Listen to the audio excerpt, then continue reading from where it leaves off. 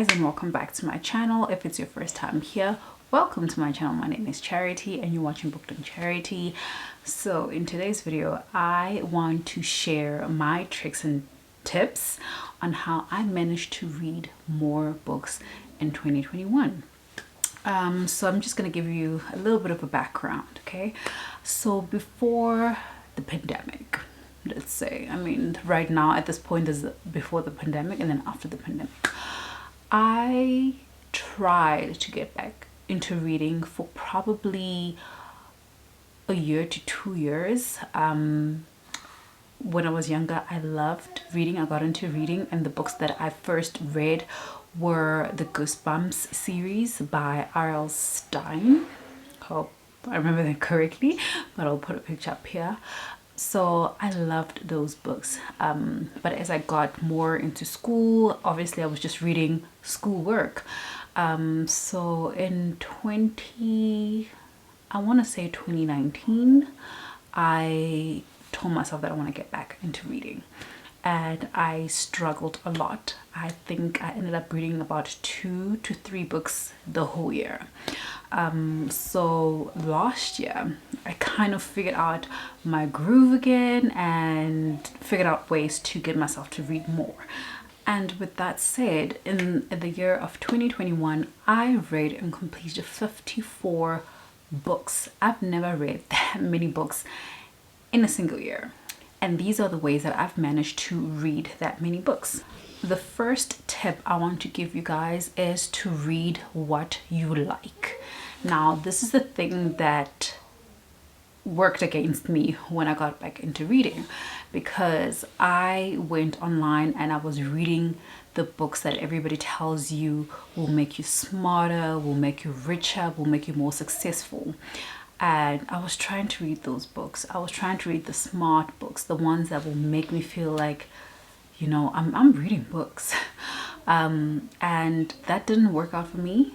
It would take me like 2 to 3 months to just read one book, and that wasn't sustainable. So last year, when I got back into reading in 2020, I kind of started testing different genres. So I got different genres. I've never read fantasy books before 2020. The first books I read were like children horror books. So I never actually ever read any fantasy books. The first fantasy books or / series that I read were Children of Blood and Bone by Tommy Adeyemi, which is absolutely amazing. If you want to get into fantasy and you've never read fantasy before, I feel like that's one of the greatest books that you can start with. It's very easy to read. It's a YA. The magic system is not so complicated, so it lets you ease into the genre. So yeah, my first tip is to read what you like. I spent basically a good portion of 2020 to like also half of 2021 figuring out what my reading taste was, and that included me testing out books from every genre that I could possibly want to read from. So my top genre to read is fantasy. Give me fantasy, I will try fantasy any day. Sci-fi, I didn't know that I liked sci-fi, but I read To Sleep in a Sea of Stars last year and it was absolutely amazing, and now I want to try more sci-fi books. I still read African literature, however I have to dabble in it. I have to be in the right mood to read it, because for me it's like if I have to read African literature, especially historical African literature, I feel I take it more as a history lesson. So I feel like I need a lot more concentration when I'm reading the books. Unlike fantasy, I can just kind of like throw myself in there.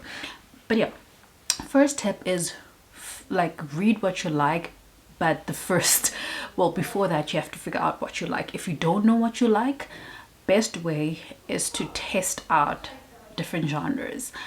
The second tip I have for you is always have a book with you. Listen, I carry a book or two when I'm going to work, number one, which means that every time I have a break, whether it's tea break or a lunch break, I'm always reading. And on days where I'm actually traveling with my husband, I'm always reading on my way to work. So if you're driving yourself to work, obviously you can't do that with a physical book, but you can do it in other ways that I will discuss soon. But yeah, I always have a book with me. I'm always reading wherever we are driving. So even if it's not work, if we're driving somewhere far, I always have a book that I'm reading on the way, because most of the time I'm not driving. But yeah, always carry a book. I mean, if you end up in a place where, I don't know, maybe you had a nail appointment and it's running late and you have to wait for like 30 minutes, you can literally pop your book out and start reading, which is exactly what I do every time. When I leave the house, I go with a book. I never leave the house with a book. That gives me opportunities to read wherever and whenever I can. The other day I went to go donate blood, and as my blood was getting drained out of me, I was reading a book. And yeah, that helps to read. That helps me to get through a lot of books. The next tip I have is to read audiobooks/ebooks. Audiobooks and ebooks are also a great way to make sure that you're always reading on the go. So the last couple of weeks my husband has been on site, so I've been driving myself, and therefore I can't read a physical book, but I always made sure that I have an audiobook with me to listen to in the car. So I use SCRIBD to listen to my audiobooks. So what I do is, when I'm at home and I have Wi-Fi, I'm always downloading different types of audiobooks, from fantasy to romance. That's another place where I love listening to romance books on audio, as well as mystery thrillers. I love listening to mystery thrillers on audio. So I always have one of those three downloaded on my phone, so that when I'm driving, I can always listen to audiobooks. When I'm working, I don't listen to music. I would listen to an audiobook. For people who can read ebooks, I'm not really a fan of ebooks. You can read on your phone. SCRIBD also has ebooks, so you can do that. Like I said, I mostly use SCRIBD. If you've never used SCRIBD and you want to try it out, I have a link down below that will give you access to 60 days of SCRIBD to try out. If you don't like it, you can cancel anytime.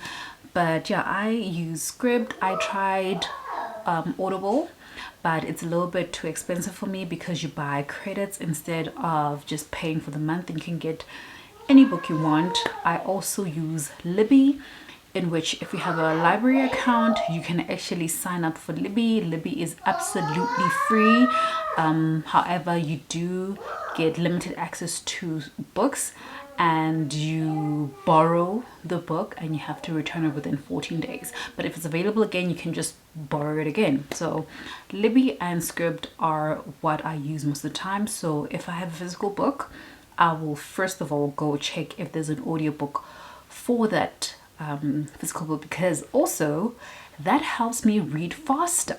So I always thought of myself as a slow reader. I think I'm still somewhat of a slow reader, but getting used to listening to the audio while reading the book helped me read faster.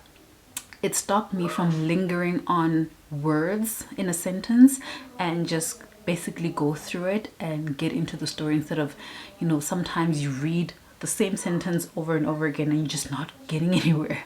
So audiobooks really help you with that, and especially with books like fantasy books, where people or the authors have made up their own, I don't know, realms and magic systems and people's names that can be a little bit difficult to pronounce. Sometimes you get so hung up on getting the pronunciations and feeling like you're reading it right, instead of just, you know, moving through it. So if you're listening to somebody read it to you, you just go through it.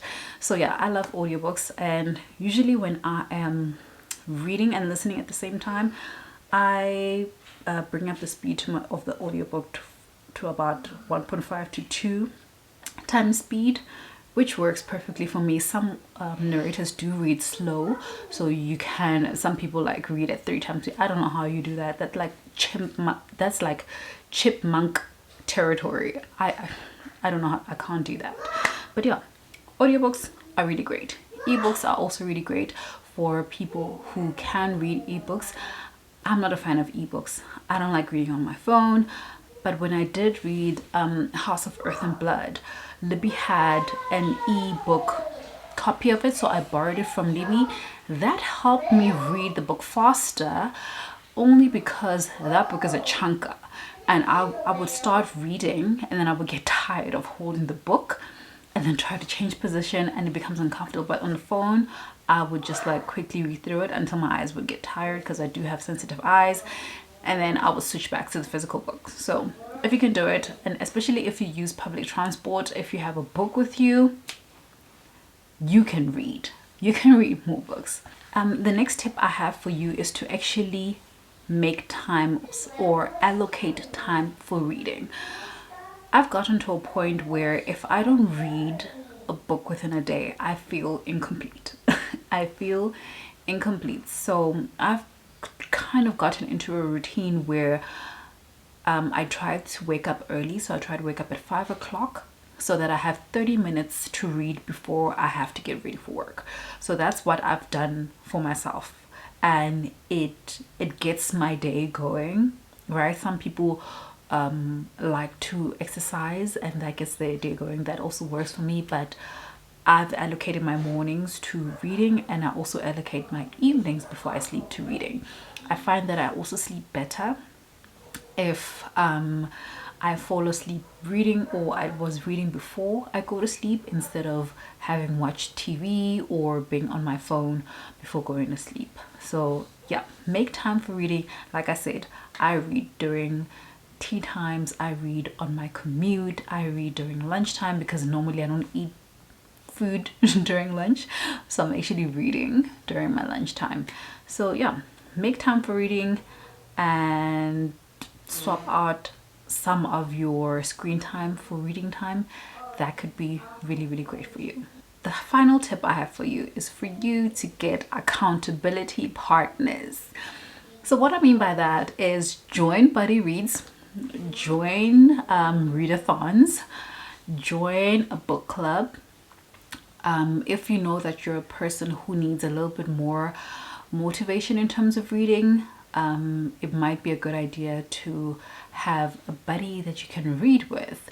And usually how it works, because now I've kind of like done a couple of them, sometimes I don't reach the goal and finish the book in time for the discussion, but what happens is that you have a buddy or two or three, you choose a book to read, you decide on a day that you're going to discuss the book, so you know that I have to make time to read this book and finish it by a certain time of the month, so that you are able to discuss it. Obviously, if you're the kind of person that, yes, you need a little bit of motivation from other people, but also you're not going to be resistant to that, this will work for you. But if you're a person who tells himself that you need motivation, you get the motivation. Sorry, Babas.